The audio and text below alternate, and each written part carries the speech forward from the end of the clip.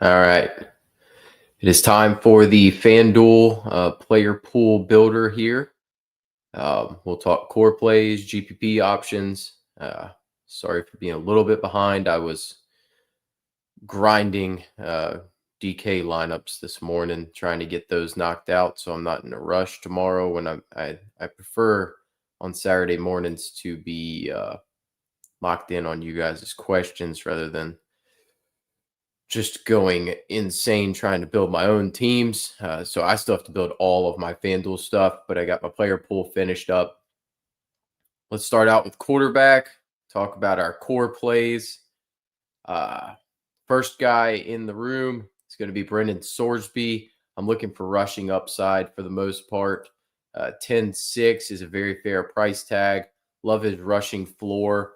The upside of his pass game is very good. As we've mentioned over and over this week, Iowa State missing Jeremiah Cooper on the outside and another starting corner. They are going to be in a little bit of trouble there. I need to keep an eye on Dominique Orange's status as far as the defensive line goes. I do think the linebackers are able to run with Sorsby and kind of keep him somewhat in check, but something in the neighborhood of 50 yards on the ground would not be a shock, and that's like adding an extra touchdown to his pass total. So I think he can get to that 300-yard mark with multiple touchdowns and 50 yards on the ground. Something very similar to like a 25-point game, 26-point game would be my guess on the Sorsby end of this thing. Second core play. It's going to be a funny one. I think Dabo absolutely kicks the snot out of Bill here. UNC's missing a lot of guys. There's guys that want to transfer. I think Klubnik has a monster here. So on FanDuel, I'm going to take a lot of shots, specifically in these tournaments at 10K. He just projects extremely well. I think he has a monster game in this one. I think he has rushing upside, passing upside. He's got a great stack partner in this one for a very fair price tag. So I'm going to be heavy on Klubnik on FanDuel by comparison to DK because the receivers are priced lower compared to the DK pricing where the receivers are priced up, Klubnik's priced up. This is an extremely fair price tag for Klubnik. I'm going to be in on him pretty heavily, and I do not have any issues playing Adam Randall with Klubnik with a wide receiver, given Randall's pass catching upside. Third core play, it's going to be no shock to anybody. I'm going to keep riding the Beck train.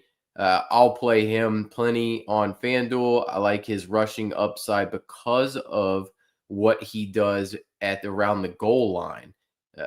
He doesn't run it in from 5-6 yards out, but anytime it's at the 1-ish area, he's going to sneak it and he's going to get that touchdown. So he's got a little bit of equity built in there. The receiving, I think, gets better now with Chase Soul getting integrated more, we'll say, into the offense and kind of understanding it and being healthy, according to Matt Campbell. We just saw Jalen Daniels have an absolute monster against this Cincinnati team. So I think Becht is a better passer of the football. Soul can do similar things to Emmanuel Henderson. I do not expect an Emmanuel Henderson-esque game out of him, but I think 100 yards and a touchdown is well within the range of outcomes. It's more upper to mid on the bell curve, we'll say. It's not a flat section on that bell curve. It's not a 98% outcome. It's probably like a 60% outcome. So I think there's a high probability of 100 yards and a touchdown for Soul in this one. And I think Rocco hits another 1 to 2 touchdowns on top of that through the air. 280, 3 touchdowns, maybe adds a rushing touchdown. You get a ceiling game out of Rocco here at 9,400. That's not to say there's not good options around him. Looking elsewhere on the GPP spectrum, I think Josh Hoover probably goes overlooked in this spot to an extent, given the lack of rushing upside that he has. He disappointed heavily in that Arizona State game. Most people were probably watching that one. So by relative comparison, you've got Sorsby in that range who has rushing upside. You got Klubnik in that range who's got rushing upside and a good opponent. and then you've got other guys around him that are playable. I would say Hoover goes overlooked. He has very much so the upside to get a 30-point game out of this one. Very cheap stack partners. Really like Hoover in this spot. I'm going to double stack him a fair bit in this one. No doubt about it. Probably single stack him a little bit and then play some high end guys with him. The other guy I think is a very viable GPP play, and you could play them together with Hoover. Caden Salter's got really good rushing upside, specifically if he decides not to take these 30-yard sacks like a moron. Throw the football away, please, Caden. He kind of looks like Shadur back there from the sack standpoint. He refuses to throw the football away. Don't want to hurt that completion percentage. But let's just try to, keep the legs going forward and not go backwards. Number one thing I see, a small rant here. Number one thing I see in college quarterbacks, especially young quarterbacks, and if you have a child that's going to play quarterback, teach them to step up in the pocket. This roll out backwards, like pivot spin stuff just is terrible. They end up rolling into sacks more often than not, rather than just step up in the pocket, throw the football. Like it's a lot better. There's so many times that there's lanes stepping up and they just reverse pivot out right into an end and smacks them in the face. So Caden Salter, I think, is a good option. They're lacking some running back depth here. You do not need to pair him with anybody. There is a viable partner with him that I will go over in a bit. But I think Salter is a very reasonable play if you're in that range specifically. All right, rest of the guys in my pool. It's going to be Ty Simpson for obvious reasons. He's got a little rushing. I think he throws for 300 plus in this one. Alabama's been struggling to run the football. I don't see how that doesn't happen again, but I do think they go well over their total in the Vanderbilt game. The total's like 33 and a half. I think they go over that. They probably get towards the 40 mark, maybe even 42. I could easily see him throwing for 3 to 4 touchdowns in this one, maybe rushing for another. We could easily see a big game out of him, and stacking him with Ryan Williams and or Jeremy Bernard is very viable in this spot. So he's going to be featured plenty. I'm willing to take shots. I don't love it. I'm willing to take shots on Marcel Reed. He has rushing capability as well. He's thrown the ball well in a good number of games. He looked absolutely atrocious against Auburn. I'm willing to take a shot here and there. I don't love it. He's probably my least favorite of this group of quarterbacks we're going to talk about, but I do want to have a minimal amount of exposure just in case. Last guy in the pool for me is going to be Bayron Morton, longtime friend of the show. Longtime friend of mine. I'm way in on him, way too far in on him. But he's finally been healthy. I know he missed last week's game. He kind of got knocked out, he got knocked out against Utah. Will Hammond's a great quarterback as well, but Bayron can chuck it. He's playing out of this world. This is the best he's ever looked. He's been healthy. I'm not too concerned with him and his health status. So I think Bayron has a really good game here. I definitely want to mix him in. Doesn't project as well. I probably could have put him as a GP option. I think they blow the absolute doors off of Houston here, and Bayron's going to be a big part as to why they do that. You got a great stack partner too. You're going to notice a constant theme with these wide receivers this week. All right, top plays at running back. Surprise. We're going back to the well. Core play, Jeremiah Love. He's just been absolute workhorse, finding the end zone in a litany of ways. Love his receiving usage. I think he gets there. Do I think he gets there every single time? No. I'm going to have 4 core running backs, and I'm probably going to stick mostly to those 4. It's going to be hard for me to pivot off of these guys. Jeremiah Love, you can get there very easily. Doesn't matter what quarterback you're playing. There's too much value at wide receiver not to be able to get here. You can get there. There's also value at running back. So you're going to see how I'm going to get there. Last week, we got there even with that Nate Shepard play. I think we have a similar guy that we can jump to. Now, he's not 5,700, and I don't know that he'll score 30 points like Nate Shepard did, but Jeremiah Love, still fabulous play. Justice Haynes in his own right, great play. The floor's there, 20-point floor pretty much. Wisconsin's absolutely abysmal of a team. They barely qualify as a Big Ten roster. Justice Haynes is going to run the football. He's just going to get it. I keep saying he can't get away with it, but he keeps getting these 75-yard touchdown runs and gets away with it. So I'm just going to keep buying into it until he proves me wrong. Love him at 11K. Next core play, and he's probably points per dollar wise my favorite core option at running back. I'm going to keep going back to the well. I want bell cows. All three are pretty well bell cows at this point. Yes, Jadarian Price gets plenty of work, but Jeremiah Love is so explosive that it's hard to ignore. Adam Randall, just an absolute bell cow, no doubt about it. He's been getting a ton of work, and you're going to see him get all the touches in this backfield in this matchup with North Carolina. I think you can play him with Klubnik. I can think you can play him without Klubnik. He's going to be featured a whole lot for me on FanDuel here. His touchdown equity is great. He scored in every game. He gets a ton of pass game usage if they need him. And then otherwise, he's going to carry the ball on the ground a ton. I think we see a very similar game to this Troy game with about 20 points for 9,200. I'll take that all day long. The multiplier is very different on FanDuel compared to DK. Last core play, you get the scroll down. He didn't go to Auburn this time. It's Bo Jackson at Ohio State. I think he's emerged. I think he ends up being the number one option in this backfield. Yes, CJ Donaldson paid off with 2 touchdowns, but his touches were limited. They went to Bo to close this game out. I think he gets his first touchdown this week.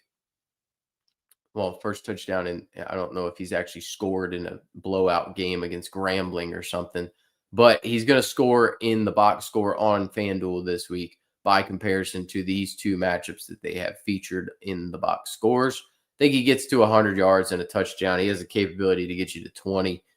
He's the best option. He's really the only option I'm going to consider below 7, and he's the best option below 9K, in my opinion. The guy that I trust the most as far as price points per dollar wise, below 9K. Top GPP plays, you're going to have to sprinkle some of them in. It's worth taking a shot here. Isaac Brown was absolutely terrible last week against Pitt. I think he comes in too low owned for the price. You're going to want to sprinkle him in against UVA. I just have this feeling that Louisville takes care of business. UVA comes out flat, and Isaac Brown could be a big part of it. The kid's absolutely explosive. He was banged up. Does another week of getting healthy help him? Probably. So I think I'm going to go here, mix him in some on the off chance that he gets me. He could easily push for 30 in this spot. He's one of the more explosive players in the country, no doubt about it. The other guy, I don't know that I get here. But if you've got some stones similar to DK, you got stones, you go pay for Nick Singleton. He has the ability to have 150 yards and 2 touchdowns on very limited touches. UCLA is an absolute dumpster fire. He's going to come in extremely low owned. I would be shocked if he's more than 5 to 8% owned, given the relative context of the players around him and the floor that you can get by going up to a Justice Haynes or Jeremiah Love or down to an Adam Randall. So I would be, and even then, Le'Veon Moss in the same range, So I would expect Singleton to come in with very low single-digit ownership. So you want to get different. That's your man right there. Le'Veon Moss, I mentioned him. He's in the pool, no doubt about it. He had a great game against Auburn last week. I think you could get something similar here. Mississippi State's just going to struggle on defense overall. I want to take some shots on A&M. I don't trust Mississippi State's offense. Now, do I think they can cover in this game? Yes.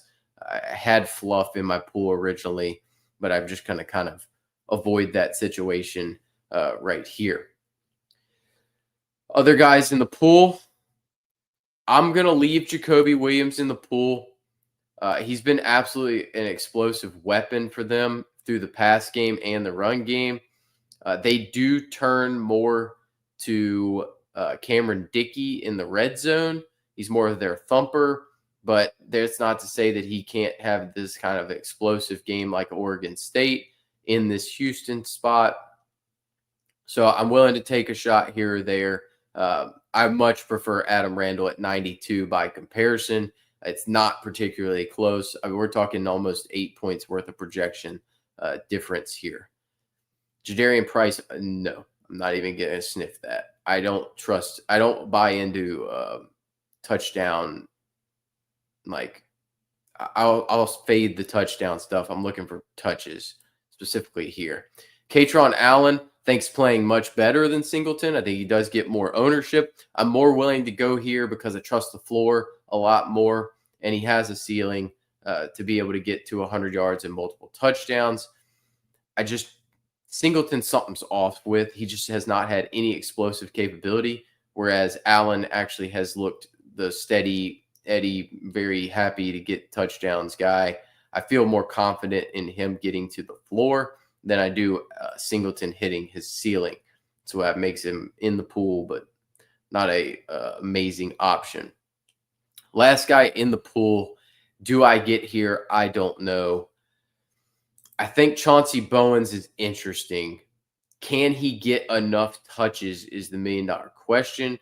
16 touches last week against Alabama. They very clearly trust him a little bit more than Nate Frazier. Nate Frazier still has that fumbling problem. So until Nate Frazier can prove to hold on to the football and produce, I think Bowens is going to start taking more of the lion's share of this backfield. Taking on Kentucky, it's going to be a grinded out game. I think you could really see a very similar stat line to Trevor Etienne from last year, where he had 22-ish carries, 100-plus yards, and 2 touchdowns. So that's going to put Bowens in my pool. That's just a gut feeling that I think that's what we see. So I have minimal interest to be able to go here in that 7,500 range. If I want to get exposure, that's going to be how I get it.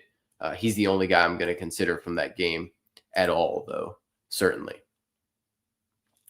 Wide receiver-wise, is it a week where he's in the pool where he's not a core play? I doubt it ever happens. Jeremiah Smith always needs to be a core play just because of the upside and the floor combination.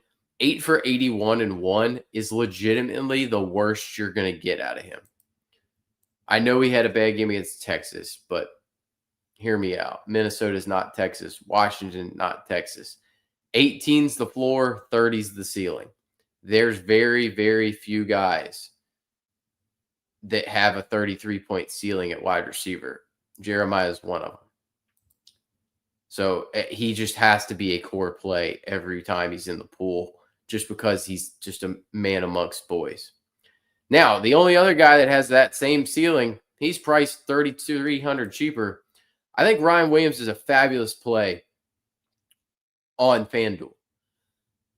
He's priced way up on DK. He has almost a similar price. I prefer him to Bernard on Fanduel.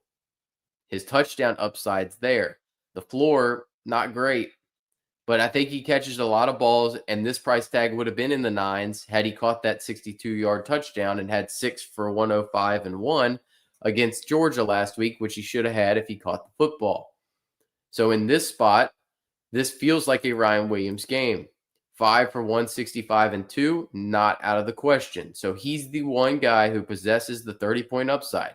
I like him the most this week at wide receiver. I'm going to play an uncomfortable amount of Ryan Williams. Do I feel great about it? No. I last week played an uncomfortable amount of Cam Coleman. Did that burn me? Yes. It just happens that way sometimes. So I'm going to play a lot of Ryan Williams. I think he has a 30-point ceiling in this one. I would say the floor is more in the 15 range. I don't think we see a 6 or a 5. If we do, then, well, my narrative that Jeremy Bernard's just a better player currently from a consistent basis proves correct. So I guess it's an emotional hedge, but I like Ryan Williams. I'm gonna play a good bit of him. Don't have I have a great feeling there. Next core play. I'm gonna take Jordan Dwyer from TCU. I think he's the best stack partner with Josh Hoover. They have not looked right connecting with each other since that UNC game. I think he gets it right this week. I don't think McAllister plays this week. McAllister's priced too high anyway. I'm going to go to Dwyer. I think they beat up on Colorado. Colorado, not exactly the greatest defense in the world. Hoover's going to get back on track. Dwyer's going to be a big part of that. So Dwyer's going to be a core play for me. And he's a great stack partner with him. Love that as the play. Next guy, last core play this week, 5,900. Nice little dumpster dive here. I'm going Malachi Toney in that Florida State Miami game. I think they throw the football. He's been a very consistent target. Hasn't found pay dirt since Notre Dame, but he's the best weapon on the outside for Miami and my money. I'm not a CJ Daniels fan. I'm going to continue to ride that train. If CJ Daniels beats me, CJ Daniels beats me. Like, I'm just going to ride that train till the wheels fall off. So I'll take Malachi Toney if I'm going to play any of that. I like him at 5,900, projects very well. I really think this is a good play overall. And if it pays big. I think you see him with something similar to this Notre Dame line this week. So you're going to get almost 3x value out of him. I do like that a good bit. Typically, I don't love Carson Beck plays, but in this spot, Malachi Toney, very good play at this price. If he was 7,700, I'd be out, but 5,900 is far too cheap. All right, top GPP plays here. I'm going to go to the guy I mentioned as the only guy I'd be willing to stack with Caden Salter. Draylon Miller. So they're missing running backs right now. So the reason I'm willing to stack him with Caden Salter, and I'm willing to play him on his own very clearly, I think he gets a lot of running back touches and approaches 10 carries in this one. He's explosive out of the backfield. TCU, not exactly the greatest defense in the world, so I will take Draylon Miller out of the backfield as a running back priced at 6,800 on Fanduel. You know, I get basically a third running back spot out of my wide receiver 3. So I'm going to play him, and he does have some pass catching equity. He did catch a touchdown last week against BYU. They're going to need to score a ton to keep up with TCU. So I think Draylon Miller is a very good option. They're missing 2 running backs out of the backfield, which has led them to turn to Draylon as a running back, and they've got limited options back there now with Declan Taylor and one other guy out. So it's really Michael Welch and Draylon Miller operating out of this backfield. So I love the optionality, and he's the optimal bring back for your TCU stacks. If you want to bring back, I don't think you have to do it on FanDuel. FanDuel's not necessarily a site that you have to have a bring back, but I don't mind Dwyer and Draylon Miller in options. What's up, JB? Hope you're doing well today. I'm not looking forward to the grind this is about to be for me to build teams because I like to try to have them done for you guys. Next GPP play. I don't know that I think he ends up being extremely popular potentially. Typically, I would like this to be a low-owned option. Maybe he does come in under-owned by comparison to where I think he should be. I don't know how I'm going to build a Klubnik team that doesn't have TJ Moore on it at 5,500. He's just far too cheap. I know he hasn't scored all year. I know he was terrible against Georgia Tech. I know he was terrible against Troy. Know all the talks about Bryant Wesco. I love Bryant Wesco. I'm just running with the narrative. I'm running with the narrative that Belichick takes away Wesco, and that's his game plan. We're gonna put a corner on top of him. We're gonna put a safety over the top of him, and he's gonna say, "I'm gonna make everybody else beat me." So in that vein, I'm not paying 10-2 for Bryant Wesco in this spot. I will pay 5-5 for TJ Moore. I don't hate paying 7-5 for Antonio Williams. So I'm going to have some doubles with these two, but my base core of my Klubnik stacking is going to be Adam Randall, TJ Moore, Cade Klubnik. It's going to be the trio. Same thing I've been building all morning on DK is that trio. I love that as optionality. JB, I don't hate going there. He's talking about double stacking Notre Dame with CJ Carr. It feels bad. He got there last week on the touchdowns, but they were touchdown passes to the running backs. So how do you? I like Malachi Fields. He's in the pool at 6,700, no doubt about it. I think he's the best option. I just don't love stacking CJ Carr. I don't know. Maybe I have a blind spot, but like I'm not paying 7,900 for Jordan Faison.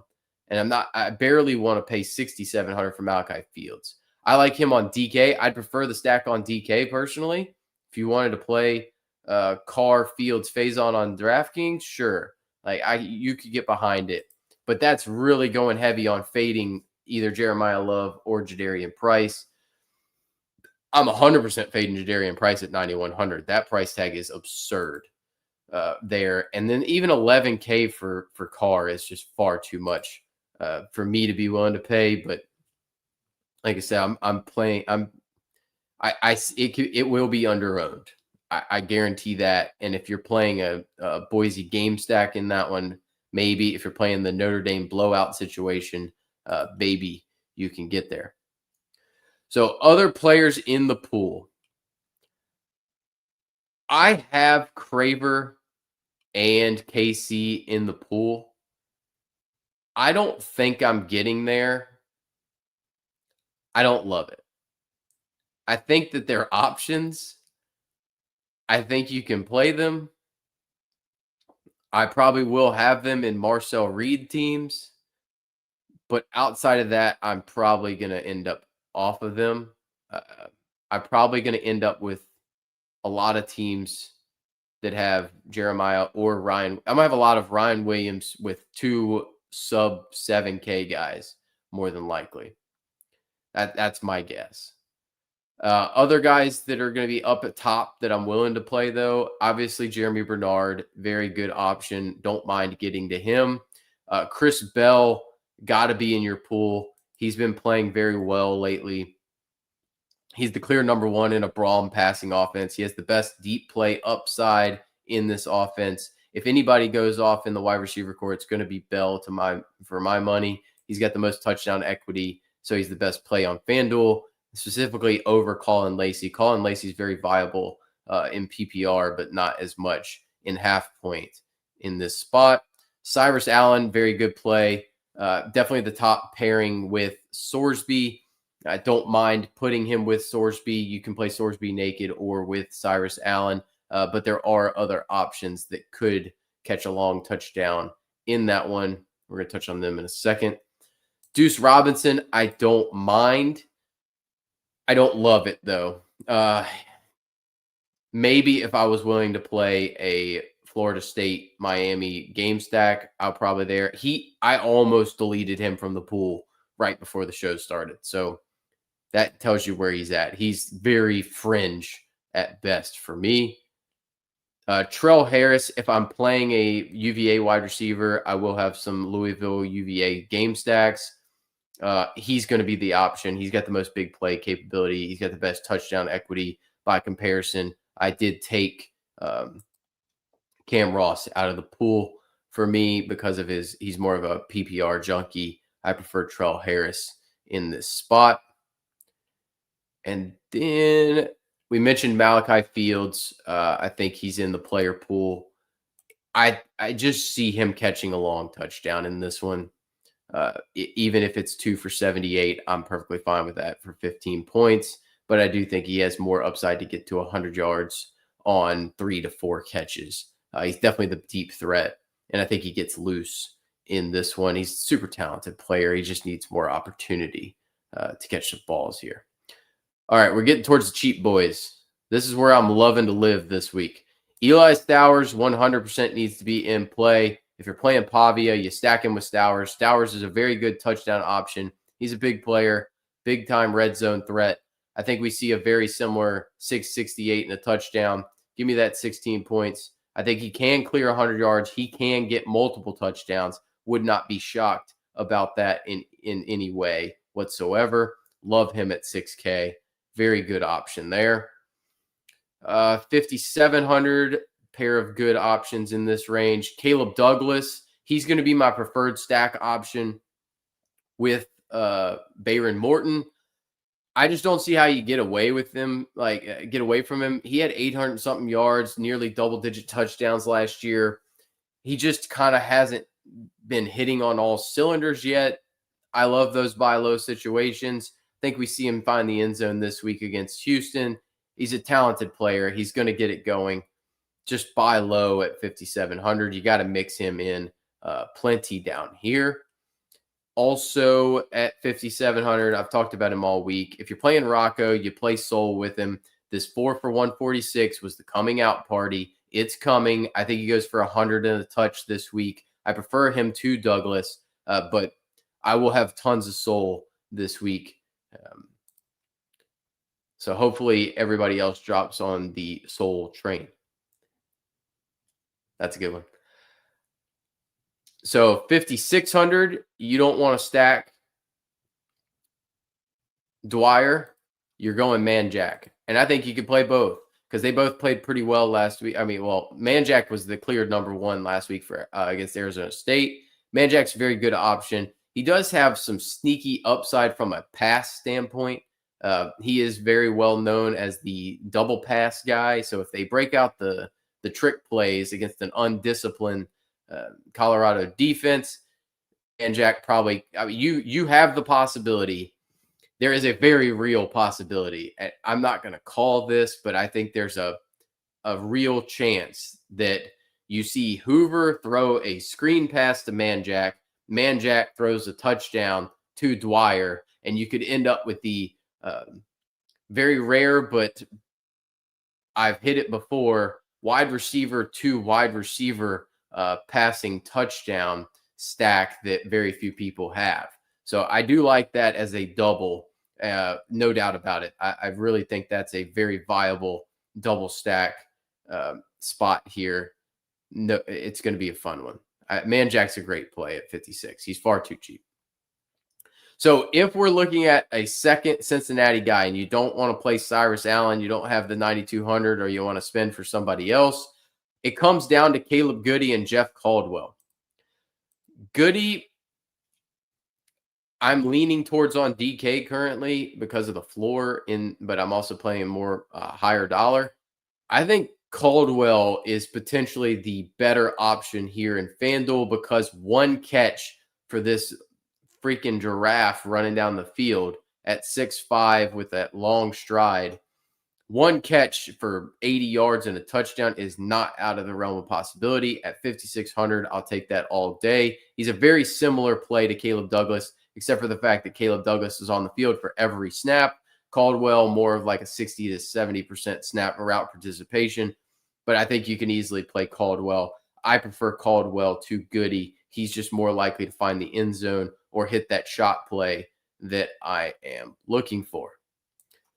So, yeah. And then we hit on my guy, TJ Moore. He's definitely the bottom barrel of the basement, but a guy that I want to get to a lot.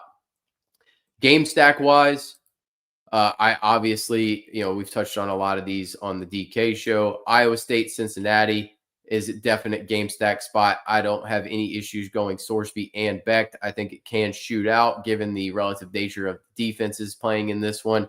Not that Iowa State had a bad defense, but losing their corners is absolutely going to hurt them. They're very good against the run. They're more of a pass funnel defense as it is. So I think Sorsby has a good game here. Vanderbilt, Alabama, very clear stack spot. You play both quarterbacks. You play Eli Stowers, and then you play Ryan Williams. Bing, bang, boom. That's your best option as far as a stack. I will have that mixed in. That's definitely one of the first teams I'll build just to be safe with it. Let's see. Otherwise, Boise, Notre Dame. That's where I would get to a. I prefer going Madsen in this spot, and then I would play Fields with Caples, or you could play Chris Marshall, and then I would definitely get Jeremiah Love in that one. So there's plenty of optionality there. I don't think I would go Carr in that spot just because of the way I want to play it. I don't have any problem going Marshall. He's more of the big play threat. Capel's a little more floor. So if you want to go there, you can. I think this is fine. I also think the Marshall play there for an extra 900, perfectly acceptable as well. If you wanted to get like a Ty Simpson, here, let's see. I think you can easily get, let's just say Ty Simpson. Let's say Ryan Williams. Boom. And then, yeah, so Marshall gives you that makes it tougher. I was hoping to get Bo Jackson here. So I'd have to play around with that. But there's some optionality here of what you could get to. But that would be the set that I'd be looking at there. Otherwise, obvious option. Chandler Morris, Miller Moss, they're both in play. That's a good game stack if you want to get there. Trell Harris, Chris Bell would be the primary options. I think you could also stay away from Miller Moss potentially, go Chandler Morris, Trell Harris, Chris Bell, and then jump in on Isaac Brown as a running back option there. I will play one Miami, Florida State team. That's it, though. But it's going to have Beck with Malachi Toney, and then I don't mind bringing it back with Castellanos. And if you want to get Deuce in that spot, that's fine. But there is plenty that's just not my favorite game. But I will have a little piece of that. Mississippi State A&M, I will have interest in. If I'm playing that one, I'm going to play Marcel Reed probably with one of these two. I'll probably prefer Craver. I'm going to prefer Craver for the sole reason that he comes from Mississippi State. So that's going to be the sole reason I'm going to go that preferential way. And I don't mind Le'Veon Moss in that spot. Fluff, good option here. And then really, I need an injury update on Brennan, but I prefer Brennan if I was going to play one. So it would kind of be like this. If you wanted to go Le'Veon Moss, you could, but you don't have to in that spot. And obviously, I'm going to like Colorado TCU. We mentioned it. It's very easy to go here, and then drop in Manjack and Dwyer. And then that's an easy way to play that. You don't have to get to the Draylon. There's more upside with some other guys, but you can also play this a different way by going Draylon and go with that. Now you have a quarterback option, 2 running backs you can get to. So plenty of optionality there. No doubt about it. And probably we talked about the Klubnik stuff. I like Simpson double stacks. I like Hoover double stacks. I like Klubnik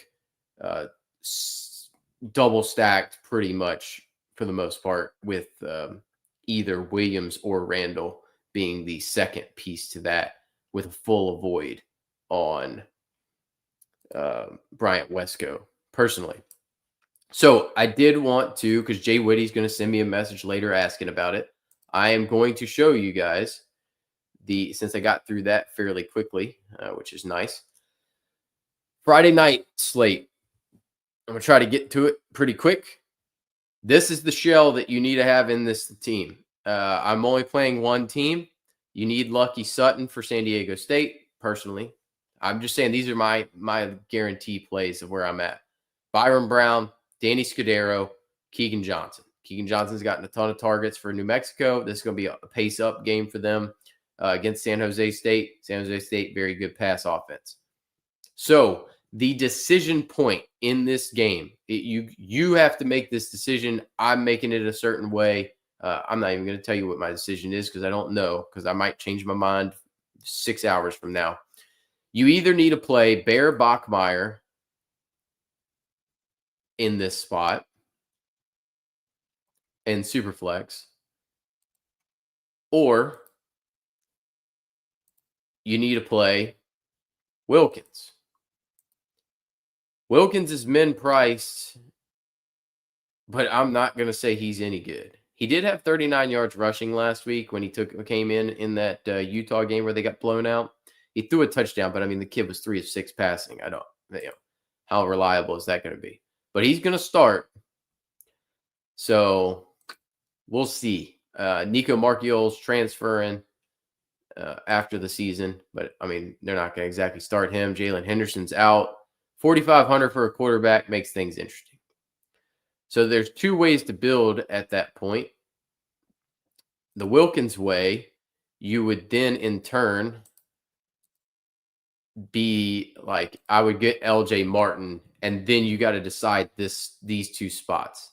Those two spots can get real tricky because you can go South Florida with Nimrod and have 6,100. Then you have 3,800. You could go with a South Florida back. They split work a whole bunch of ways.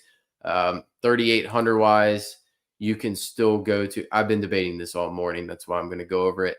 Armani Winfield is potentially in play. I think I would probably lean more towards going Cartavius Norton or Franklin here. Franklin had a really nice game last week, but it's 4 carries, for 2 touchdowns. Like his carry volume's terrible, but it's not like Norton's carry volume's any good either. And his explosiveness is terrible. So that's a struggle. The other way to play it is probably Scholes. You do not need to, and then that leaves you 5,200. So it would be Scholes with Cam Vaughn. Do I really want to trust a West Virginia wide receiver? No. But maybe. You don't have to play. By the way, you can double stack the San Jose State guys without playing Walker Egan. You don't need to. He's going to get negative rushing yards, no doubt about it. And what was the other way I was looking at? I was looking at Keyshawn Singleton for 5,500. That leaves me 4,400. So I think you're at that point looking at Carson Ryan or the other USF back. He gets the most work out of the backfield. So maybe you go Alvin Isaac. I mean, he's been terrible though. So at what point do they get rid of his workload? That's one way. So it's like, that's kind of where I'm looking at that side. If I don't go that way and I go Bachmeyer, I think you're going to end up having to pay down at running back, which is interesting because like maybe you could go Ty Edwards. He has been their best back when he's played. Will he play? I don't know. I think McKinney is interesting. He's gotten a little bit of work, but Scott Ray Humphrey's now back. So that's kind of a tough spot. He did have 13 carries last week. So, I mean, realistically, I'm probably most interested in McKinney in that spot. It leaves you 52. So then you can go with like Scholes and, for my money, Singleton at that point. So like something to that extent. So there's ways to play this thing. I don't hate going Bachmeyer in that spot. I'm waffling between the two. I actually do like the way this lineup's built, but that's my core. And then I just have to decide Bachmeyer versus Martin essentially, and how I want to play it. So I'm in full debate right now on that. So I will be back tomorrow morning going over my. I'll probably end up building Fanduel. I'm going to try to finish building DraftKings today so that I don't have to worry about that. And then hopefully I have everything built by the time I go live tomorrow after I go to the gym. And then hopefully that way I can just play work on night slate stuff and answer any questions you guys might have so that I can just be fully available and not stressing over who's playing. And I can just give you all injury updates all throughout the day. So I should be live. It's already up. The scheduled time, I'll be live at 9, likely to go an hour, but more than likely it's possible, depending on how many questions there are, that I'll go an hour and a half. And then that way I can watch the end of College Game Day. I need to figure out how to get audio into my headphones. I don't know if I want audio in my headphones. That's the other question. Like, do I really want to try to listen to Game Day while I'm making teams and answering questions? I don't know. So I haven't figured out whether I want to be able to multitask that. It's usually on mute in the background. So I will see you guys tomorrow morning. Start trying to make through some lineups, see what you're looking for. And I do recommend coming up with multiple combinations on teams and then trying to whittle it down from there as to what you like the most. Because sometimes you can kind of fall into something that you're like, hey, I really like that just by playing around with cores. So I'll see you guys tomorrow morning. Y'all have a good day. I kept it under an hour today. How about that? We're starting to get a little less winded.